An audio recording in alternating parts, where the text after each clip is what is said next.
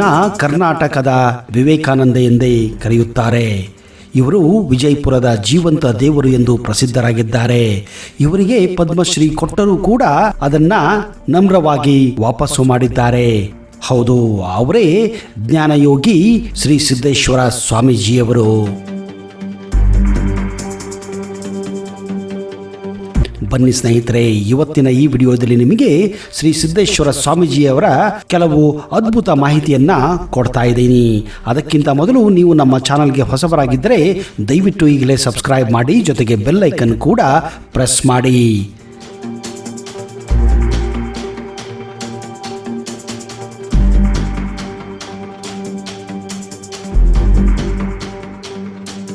ನಮಸ್ಕಾರ ಸ್ನೇಹಿತರೆ.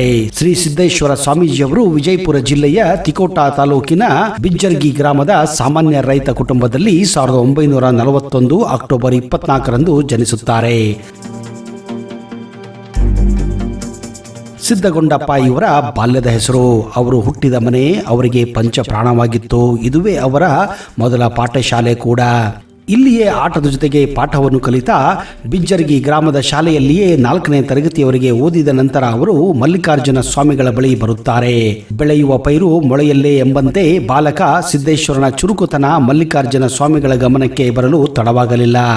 ತಾವು ಪ್ರವಚನ ಮಾಡುವ ಸ್ಥಳಗಳಿಗೆ ಅವರು ಸಿದ್ದೇಶ್ವರನ್ನು ಕರೆದುಕೊಂಡು ಹೋಗುತ್ತಿದ್ದರು. ಜೊತೆಯಲ್ಲಿ ಅವರ ಶಾಲಾ ಕಾಲೇಜುಗಳ ವಿದ್ಯಾಭ್ಯಾಸವು ಮುಂದುವರೆದಂತೆ ನೋಡಿಕೊಂಡರು.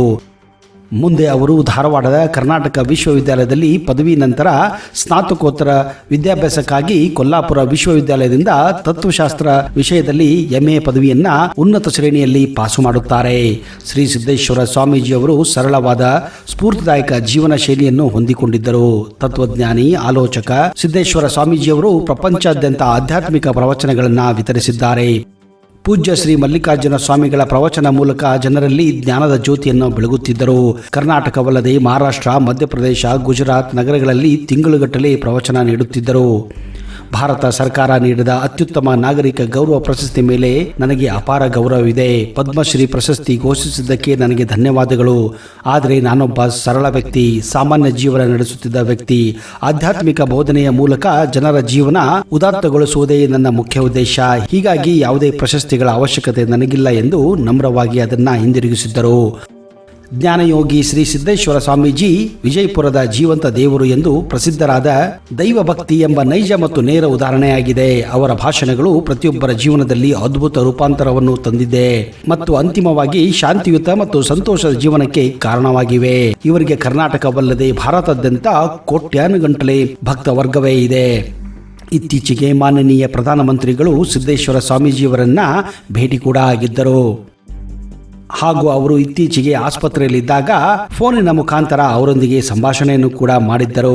ಆದರೆ ದುರಾದೃಷ್ಟ 2023 ಜನವರಿ 2 ವೈಕುಂಠ ಏಕಾದಶಿ ದಿನವೇ ಸಿದ್ದೇಶ್ವರ ಸ್ವಾಮೀಜಿಗಳು ವೈಕುಂಠವನ್ನ ಸೇರಿದ್ದಾರೆ. ಈ ಒಂದು ಚಿಕ್ಕ ವಿಡಿಯೋದಲ್ಲಿ ಸಿದ್ದೇಶ್ವರ ಸ್ವಾಮಿಗಳ ಬಗ್ಗೆ ಸಂಪೂರ್ಣವಾದ ವಿವರಣೆ ಕೊಡಲು ಸಾಧ್ಯವಿಲ್ಲ. ಮುಂದಿನ ಸಂಚಿಕೆಗಳಲ್ಲಿ ಅವರ ಪ್ರವಚನಗಳ ಬಗ್ಗೆ, ಅವರ ವೈಯಕ್ತಿಕ ಜೀವನದ ಬಗ್ಗೆ ಇನ್ನಷ್ಟು ಮಾಹಿತಿಯನ್ನ ತರ್ತಾ ಇದ್ದೀನಿ. ಅಲ್ಲಿಯವರೆಗೆ Jai Hind, Jai Karnataka and better take care.